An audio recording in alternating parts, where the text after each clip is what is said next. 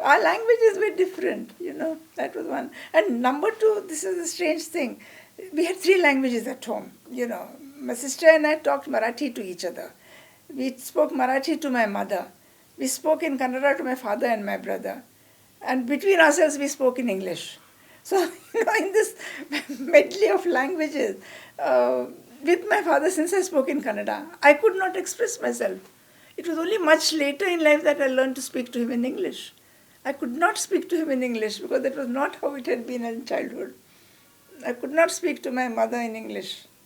So my sister and I, we talk both the languages, Marathi and English mixed. My brother, Kannada, and ultimately only English. So language also was a barrier. I think it happens with a lot of people who have many languages at home. But this was, now I look back, I think it is odd. At that time it seemed very natural. My brother never spoke a word of Marathi.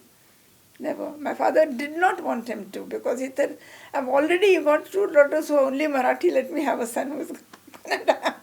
Because my sister and I, were more Marathi because I think with our mother's relatives being all Marathi, and my mother spent a lot of time in the early years with them. So, that was how it was. For me, family meant Marathi. No, by the time I started writing, I was already married with children, and I didn't live with them. We were very far apart, so there was no question of mentoring at all. But I think he knew my love for reading. And one day he was telling my mother that, she said, your daughter reads more than you. He said, I remember this very clearly. He said, that is how it should be. Our children should go beyond us. And I've never forgotten that statement.